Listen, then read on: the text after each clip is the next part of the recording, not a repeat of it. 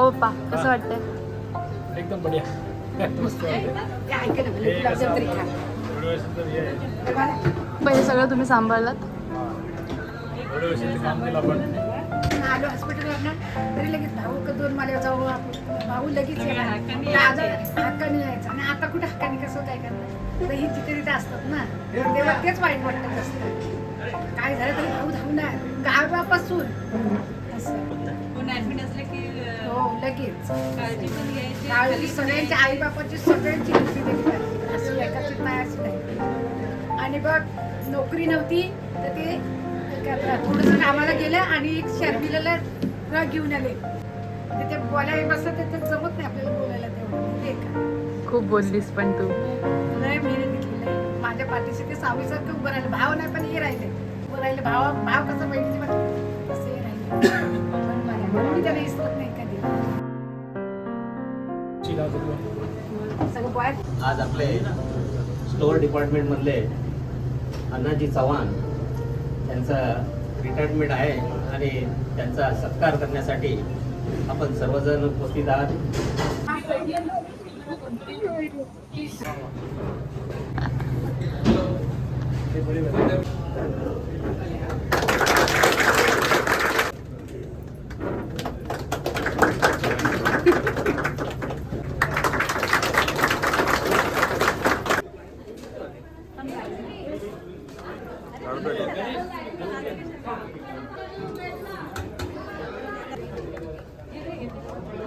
त्यांचं सुद्धा या कार्यक्रमाला आल्याबद्दल स्वागत करतो.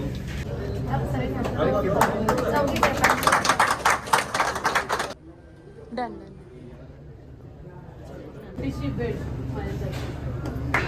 आम्ही जेव्हा हे सगळा प्रोग्राम हँडल करत होतो तेव्हा महिला वर्गातून आलं की चव्हाण कसे काय रिटायर्ड, ते तर तरुण आहेत.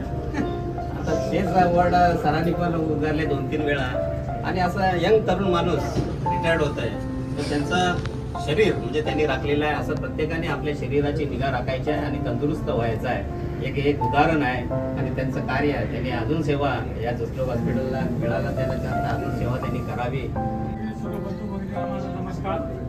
आज इथं जो सत्कार समारंभ आयोजित केलेला आहे त्या कार्यक्रमासाठी मला उपस्थित राहण्याची संधी मिळाली त्याबद्दल मी सर्वांचा आभारी आहे. आणि असेच तुम्ही कार्यक्रम करत राहा. कोण रिटायर होत असेल कोण काय असेल सुखदुःखात तुम्ही सहभागी होता त्याचा मला खूप आनंद आहे. फक्त माझ्याकडून अण्णाजीला रिटायर्ड लाईफच्या खूप खूप खूप शुभेच्छा. जास्तीत जास्त वेळ त्यांना कुटुंबामध्ये द्यायचे. फर्स्ट ऑफ ऑल पुढे की तुम्ही बाबांचा एवढा चांगल्या पद्धतीने रिटायरमेंटचा प्लॅन केलाय. जसलो हॉस्पिटल इज लाईक त्यांचा सेकंड हाऊसच होईल आणि हे तुम्ही जे प्लॅनिंग केलं त्यांच्यावर दिसूनच येते की त्यांचं सेकंड हाऊस प्रमाणे वागवता येईल. मला आपण एवढंच बोलायला आवडेल की आता हे तुमचं रिटायरमेंट प्लॅन आहे ते तुम्ही याचा पॉझिटिव्ह घेऊन तुमची नेक्स्ट स्टेपसाठी तुम्ही चांगलं करू शकता. त्याची आम्ही पण काळजी घेऊन तुम्ही पण त्याला प्रोत्साहन करू शकता. आणि या रिटायरमेंटबद्दल तुम्हाला खूप साऱ्या शुभेच्छा आणि आम्ही तुमच्या वाटेच्या आहेच. मी आणि ताई तुम्ही सर्वजण फॅमिलीमध्ये सर्वजण आहेच व तुम्ही काही टेन्शन न घेऊ आणि आमच्यावर तुम्ही सुटू शकता सर्व.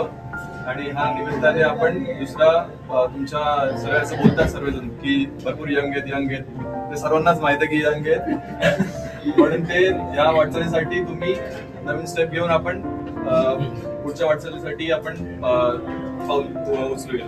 थँक्यू.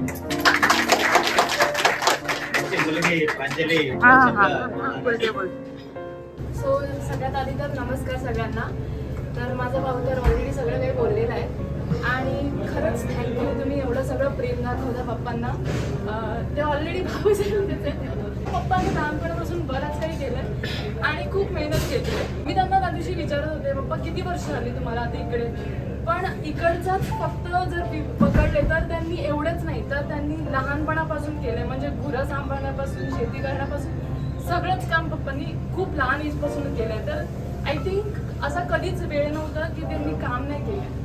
आणि त्यांना आता भरून येत होतं की कसं आता मी घरी बसू किंवा कसं घरी जरी असतील ना तरी पण त्यांनी कॉन्स्टंटली आता मी काय करू तर कॉन्स्टंटली काम काय करायचं हे त्यांचं असतं. इतका उत्साह इतका प्रोत्साहन सगळ्याच बाबतीत आम्हाला देतात. आईला, माझ्या भावाला, मला लहानपणापासून कोणत्याही बाबतीत कधी टोकलं नाही. तू फक्त अभ्यास कर, तुला जे पाहिजे ते मी आणून देईन. आणि त्यांनी जे बोललं ते करून दाखवलं. तर मला खूप अभिमान आहे त्या गोष्टीचा. तर त्यासाठी आता मी एवढं सगळं भाषण नाही देते, पण मी काहीतरी लिहून आणलंय. मी एक कविता केली. मला अजिबात कविता येत नाही करता, माझा पहिला अटेम्प्ट होता. तर छोटीशी कविता आहे. दिवस उजाडला निवृत्तीचा, आजवर केले तुम्ही फक्त कष्ट. दिवस उजाडला निवृत्तीचा, आजवर केले तुम्ही फक्त कष्ट. पै न पै गोळा करता करता, नातीही जोडली तुम्ही सगळं घट्ट. सुखाची चादर अंगावर टाकून कधी भासवली नाही कोणत्या संकटाची झळ. सुखाची चादर अंगावर टाकून कधी भासवली नाही कोणत्याही संकटाची झळ. म्हणूनच म्हणते, यशाची शिखरे चढण्यामागे तुम्हीच दोघे आमचे बळ. कष्टाचे ते डोंगर सावरून उभारले हे जग तुम्ही नव्हे. कष्टाचे ते डोंगर सावरून उभारले हे जग तुम्ही नव्हे. आमच्यासाठी पूर्ण विश्व उभारले, तरी विचार करता इतक्या वर्षात काय केलं मी बरं.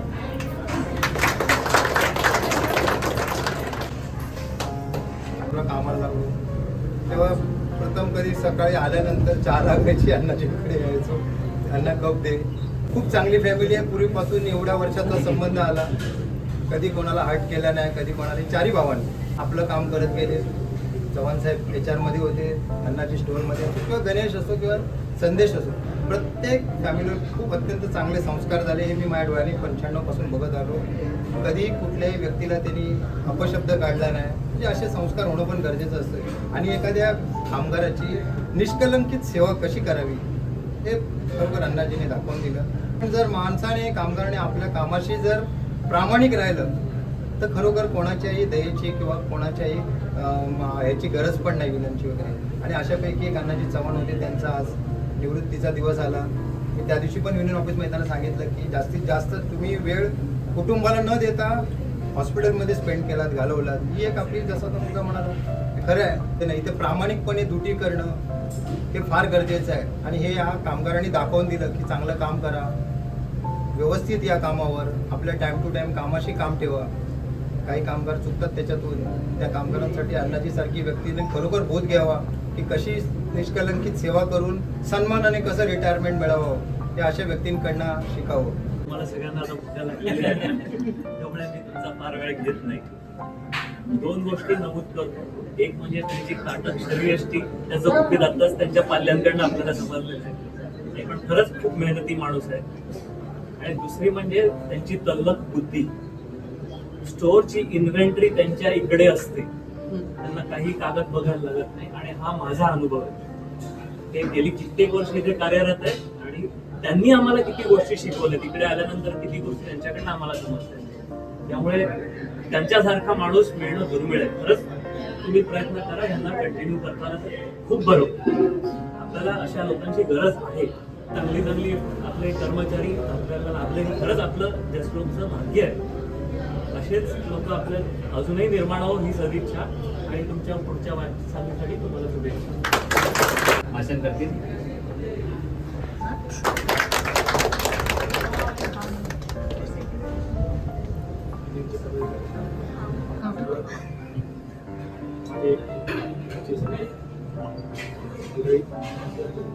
आणि माझ्या कामगार बंधूंनी मला आज जवळजवळ ते लागून 36 वर्ष झाली. आणि त्याचं म्हणजे हे श्रेय म्हणजे त्या माणसांना आपल्याला सांगितलं गेली म्हणजे जवळ 36 वर्ष करायचं संबंध बरेच या स्टोअरमध्ये जेव्हा आपलं 91ला स्टोअरमध्ये आलं तिथे आल्यानंतर मला त्या 2 असताना मला कामाचं तपशील आम्हाला शिकवलं कसं काम करायचं, काय करायचं. आणि दुसरी गोष्ट म्हणजे त्यांनी साहेबांनी सांगितलं की कामगारांची असल्यामुळे वर्ग असल्यामुळे आपल्याला कसं भीती असते की आपण त्या देणार ते कसं काम करायचं, काय करायचं, कोणतं नाव करा म्हणून त्या दृष्टीवर आपण कामं केली.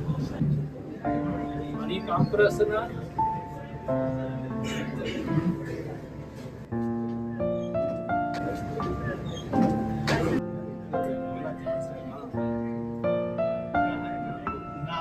मेहनत सकाळी यायचो, सकाळी 3:30ला उठतो, कामाचा तपशील व्यवस्थित करतो, इथे असलं काम करणं म्हणजे ते बरोबर बोललं कसं आहे की माइंड एक असावं लागतं. कारण की आतमध्ये काम करणं म्हणजे कुठली गोष्ट कुठे काय आहे, कसं ठेवले काय आहे, हे सर्व बघून करावं लागतं. त्या हिशोबाने आमची कसं या स्पोर्टमध्ये ड्युटी करताना असं म्हणजे की थोडं पर्टिक्युलर पण व्हावं लागतं आपल्याला. वाद पण होतात तेवढी आधी एक एकोप असते. आणि कसं जेव्हा बदलीमध्ये असताना आम्ही जवळजवळ 25-25 ड्युटी केली, डबल ड्युटी केली. फक्त घरी एक रविवारी राहायचो घरी आम्ही. जेवढा आपण घरी पाहिजे तेवढा आपण इथे येतो. त्या एक परिवार आहे, दुसरा तुमचा परिवार तो पुढे दुसरा परिवार आहे. जे काय चंद्रा चुकून आपण काय बोललो असेल कोणाला तरी राग न धरता तरुणांनी तिथं मनुष्य स्वीकार करणं म्हणजे राग धरू नये कोणी. आणि असंच आपल्या जी कामं करत आहात एवढंच मी बोलतो. आणि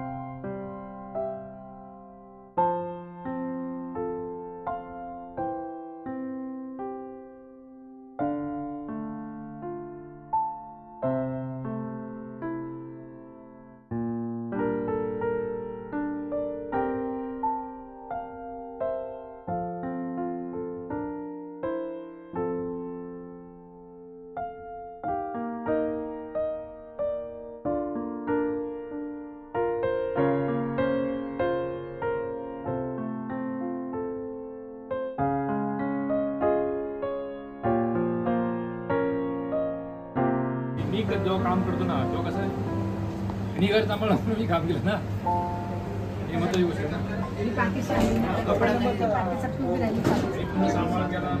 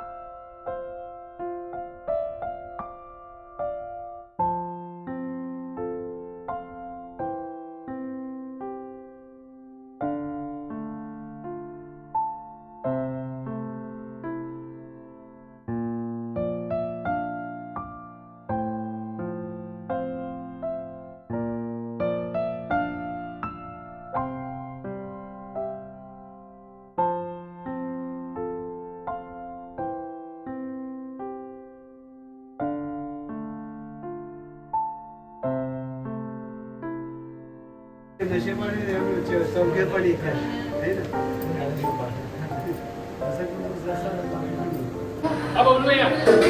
बोलो.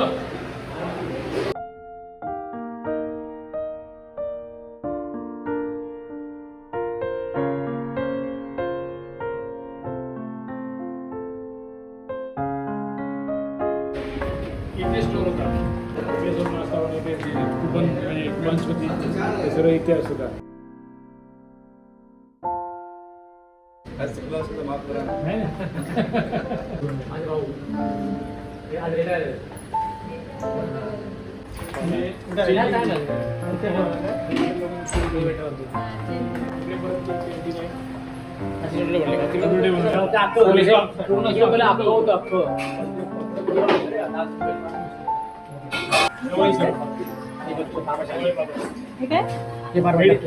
मेडिसिन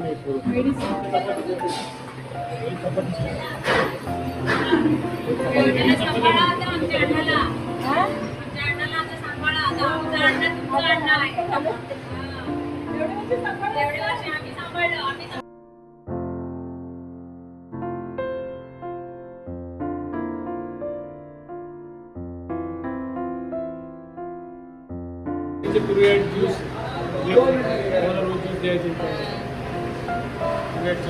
ज्यूस बी बनव सर्व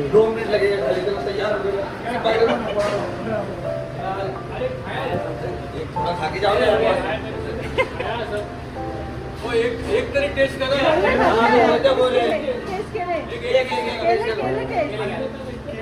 अरे उसका और बड़ा कंटेनर का किया बहुत अच्छा था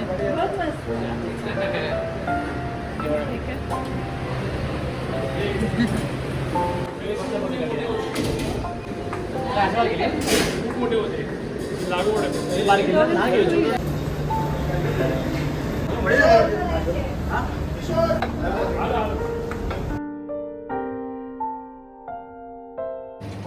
मला पण वाटेल जेवढे सवय आहे ना सारखं अण्णा अरे अण्णा ये अण्णा ये हॅबिट आहे मला